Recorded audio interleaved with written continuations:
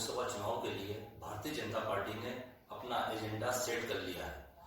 उसने डिसाइड कर लिया है कि किन मुद्दों के ऊपर उसको ये चुनाव लड़ना है और जनता के बीच लेकर जाना है।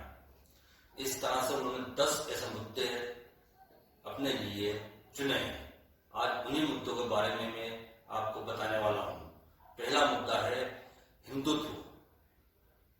हिंदुत्व उसका बहुत पुराना आजमाया हुआ मुद्दा है। उस मुद्दे के ऊपर वो कई चुनाव लड़ चुकी है, कई सभाओं के अंदर उसके नेता, खासतौर से प्रधानमंत्री भी उसको उठा चुके हैं। तुष्टीकरण, उसके अंदर अक्सर वो इल्जाम लगाते हैं कि मुसलमानों का कांग्रेस तुष्टीकरण करती है और कांग्रेस पार्टी की सरकार बनती है तो मुसलमानों पर ध्यान नहीं देती है। उसके राज्य के अंदर, उसकी सरकार के अंदर हिंदुत्व पहले से बेहतर स्थिति में हुआ है। अब सच्चाई क्या है तो सब जानते हैं। महंगाई, बेरोजगारी, इन सब से परेशान है। आज हिंदू हो, मुस्लिम हो, सिख हो, ईसाई हो या किसी भी कास्ट का हो, वो आज सब परेशान नजर आ रहा है। लेकिन वो ये जताना चाहती है कि उसके राज्य के अंदर, मोदी सरकार के अंदर हिंदुत्व सुरक्षित है। दूसरा उनका मुद्दा है राष्ट्रवाद। वो अपने आप को एक राष्ट्रवादी पार्टी बताती रही है। शुरू से उसने कहा है कि वो एक राष्ट्रवादी पार्टी है। बाकी दूसरी जो पार्टियां हैं वो देशद्रोही ताकतों से मिली हुई हैं और वो राष्ट्रवादी इतनी राष्ट्रवादी नहीं है जितनी राष्ट्रवादी भारतीय जनता पार्टी है। हमेशा वो अब राष्ट्र के बारे में और भारत सर्वोपरि उसके लिए है, वो ये मुद्दा हमेशा रखती है। इस बार भी 2023 के या 24 के जब भी लोकसभा चुनाव हो, वो उसके अंदर ये मुद्दा प्रमुखता से रखेगी।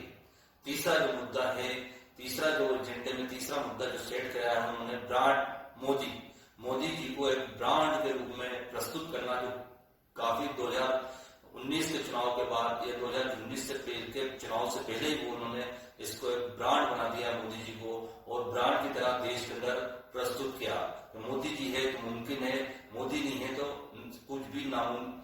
मोदी जी के लिए कुछ भी नामुमकिन नहीं है, मोदी है तो ही मुमकिन है।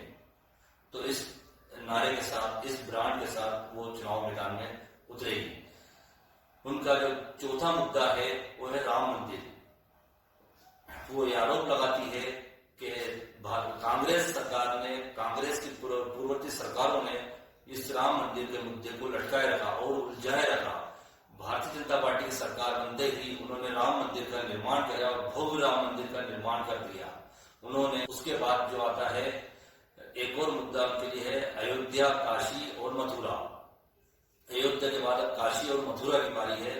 उनका एक नारा है, खासतौर से जो बीजेपी को सपोर्ट करते हैं उन लोगों का, जैसे बजरंग दल और वीएचपी वगैरह का, कि अयोध्या तक की झांकी है, काशी मथुरा बागी है। तो काशी, मथुरा और अयोध्या, इनका मुद्दा भी प्रमुखता से वो जनता के बीच ले जाने वाली है। उनका जो छठा मुद्दा है मजबूत सरकार।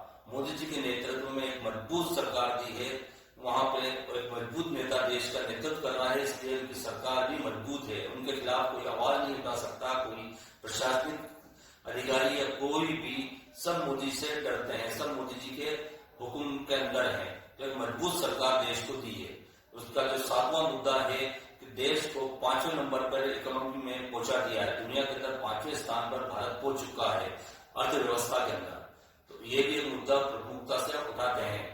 उसका जो 8वां मुद्दा है वो चंद्रयान और G20 की वजह से देश का जो मान बढ़ा है, जो सम्मान बढ़ा है, मोदी जी के वजह से ही वो विश्व में ख्याति प्राप्त हुई है। भारत की ख्याति बढ़ी है। 2014 के बाद ही भारत की ख्याति बढ़ना चालू हुई। वो ये ऐसा दर्शाना चाहती है भारतीय जनता पार्टी और मोदी सरकार।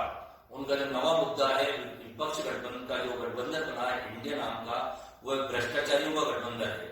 अब इस बात में कितनी सच्चाई है, क्योंकि जिन भ्रष्टाचारियों को मोदी जी पहले कोसते हैं, पहले बुरा भला कहते हैं, उन्हीं भ्रष्टाचारियों को जब वो मोदी जी के सपोर्ट में या भारतीय जनता पार्टी के सपोर्ट में आ जाते हैं तो उन्हें गले लगा देते हैं। यहाँ पे आपने महाराष्ट्र में भी देखा, बहुत सारी जगह पर ये चीज देखने को मिली है। उनका जो 10वां और आखिरी मुद्दा है लाभार्थी। उज्ज्वला योजना के अंदर फ्री अनाज के लिए और 2.5 लाख